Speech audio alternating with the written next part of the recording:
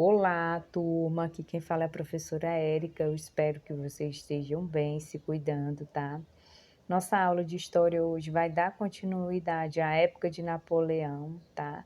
Só que na aula passada a gente falou um pouco sobre o governo de Napoleão, nos períodos do consulado e império, então faltou a gente falar um pouquinho sobre o governo dos 100 dias. Então, nessa aula de hoje, a gente vai fechar o capítulo 5, falando sobre o governo dos 100 dias, páginas 74 e 75, para a gente fechar o capítulo 5.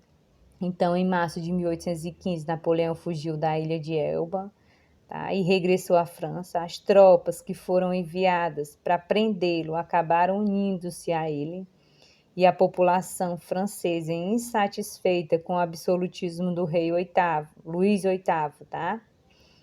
Festejou a chegada de Napoleão a Paris. Napoleão reconquistou o poder e obrigou o rei e sua família a fugirem da França. Diante disso, os governos estrangeiros organizaram uma aliança militar contra as forças napoleônicas. Depois de 100 dias à frente do governo, Napoleão foi definitivamente derrotado, tá bom?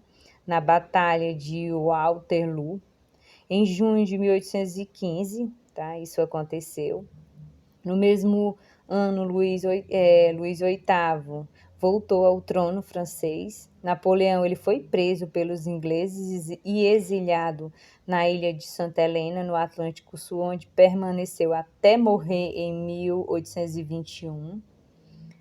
A gente vai ver que as conquistas militares na época napoleônica modificaram a divisão política de boa parte da Europa. Com a derrota francesa, os dirigentes dos países vencedores organizaram o Congresso de Viena, tá? Entre eles estavam representantes da Grã-Bretanha, Áustria, Prússia, Rússia e França. O objetivo do Congresso era restaurar o poder das antigas monarquias e traçar um novo mapa político da Europa para superar as alterações provocadas na época napoleônica. Além disso, soberanos da Áustria, Rússia e Prússia e outros estados europeus estabeleceram acordos para garantir sua defesa.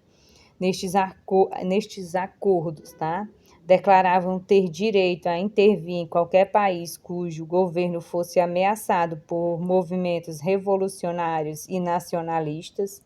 Para colocar em prática esta política de mútua defesa, foi criada uma organização chamada Santa Aliança, e aí no mapa que está sendo representado a gente vai ver a Europa após o Congresso de Viena, tá bom?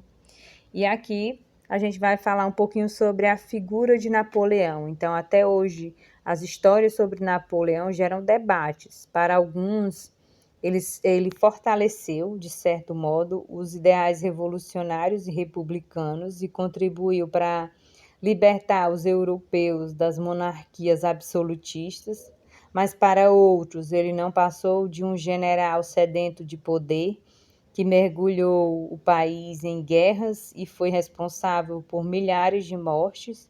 Em 2004, vários eventos foram organizados na França para marcar os 200 anos da coroação de Napoleão. Na ocasião, o governo francês decidiu não participar oficialmente das comemorações. A decisão foi tomada para evitar problemas com os países vizinhos, afinal, muitos desses países foram invadidos pelo exército napoleônico e essa violência faz parte da memória dessas sociedades, tá bom? Então, nossa aula era hoje, era só para concluir o capítulo 5. Bons estudos e até a próxima aula.